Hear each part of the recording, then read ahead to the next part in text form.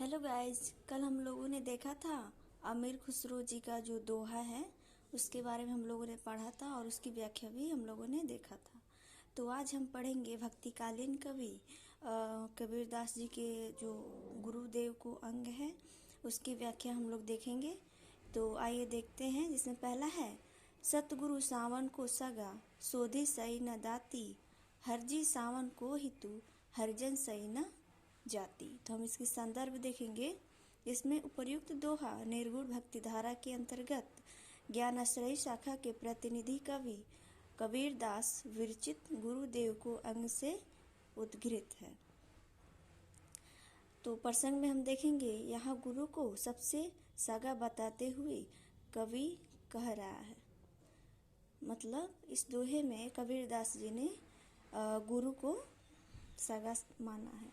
तो हम व्याख्या में देखेंगे, कबीरदास जी कहते हैं कि सदगुरु के समान कोई सगा नहीं है। सगा मतलब संबंधी नहीं है। सुधि के समान कोई दान नहीं है।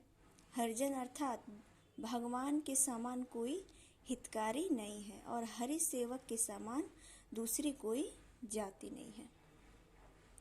तो सतगुरु सावन को सगा जो पहला गुरुदेव को अंग है उसके बारे में हम लोगों ने देखा। तो काव्य संदर्भ में देखेंगे, इसमें अलंकार अनुप्रास अलंकार है, इसमें भाषा साधुकड़ी है, रस शांत रस है।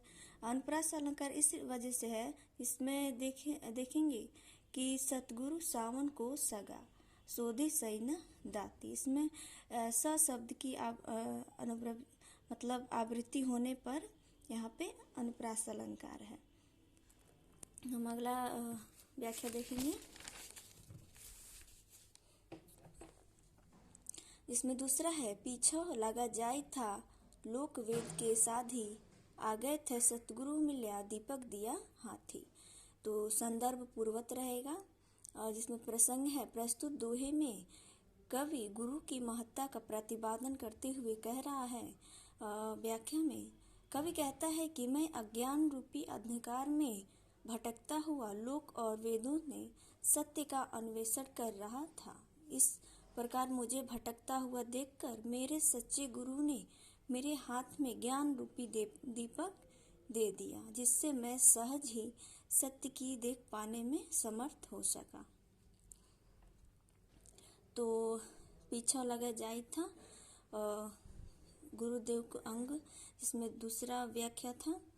तो हम लोग काव्य संदर्भ में देखेंगे, गुरु की महत्ता का प्रतिपादन हुआ है, अलंकार रूपक है और जिसमें शांत रस है। तो हम लोग तीसरा देखेंगे कि बांसुरी सुख नारायणी सुख ना सुख सुपी भय सुपी न भाही कबीर बिछुरिया राम सुना सुख धूप न छाह। तो संदर्भ पूर्वत रहेगा प्रसंग में। यहाँ कवि आत्मा का परमात्मा से विच्छेद होने के उपरांत मिलने वाले दुख की ओर संकेत कर रहा है। तो व्याख्या देखेंगे, कबीर कहते हैं कि ना तो मुझे दिन को ही सुख मिलता है और ना ही रात को ही सुख की प्राप्ति होती है। यहाँ तक सोते समय स्वप्न देखकर भी मुझे सुख की अनुभूति नहीं होती है। कबीरदास जी कहते हैं कि राम से बिछड़ने के उपरांत धूप और छाँव में भी सुख की प्राप्ति नहीं होती है। तात्पर्य यह है कि जब जीवात्मा परमात्मा से विलग हो जाता है, मतलब अलग हो जाता है, तो उसी समय उसके सभी सुख समाप्त हो जाते हैं और उसके लिए सुख का दर्शन दुर्लभ हो जाता है।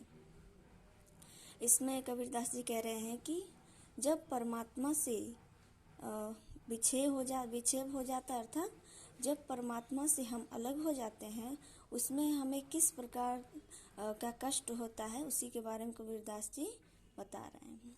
काव्य संदर्भ में देखेंगे कि परमात्मा से बिछड़ने के बाद जीव के जीवन में सुख नहीं रह जाता।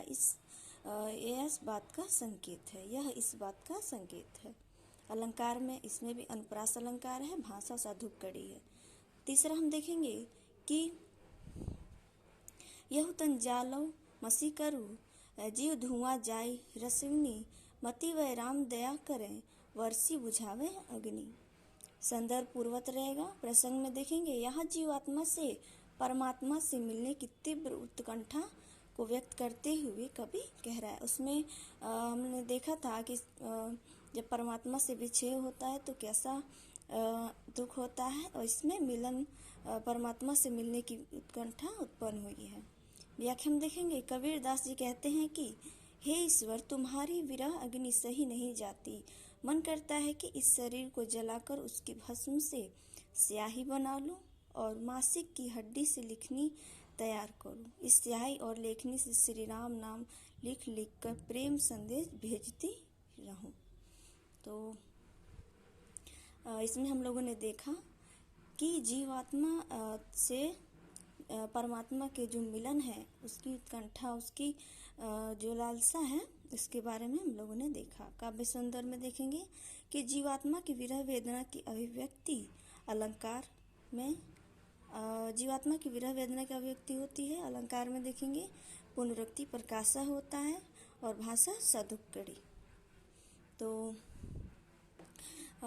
आज के लिए इतना ही। आशा करते हैं कि आपको समझ में आया होगा। BA फर्स्ट ईयर हिंदी है, इसमें हम लोगों को यही पढ़ना है। ठीक है, आज के लिए इतना ही। चलिए मिलते हैं अगली वीडियो में, तब तक के लिए धन्यवाद।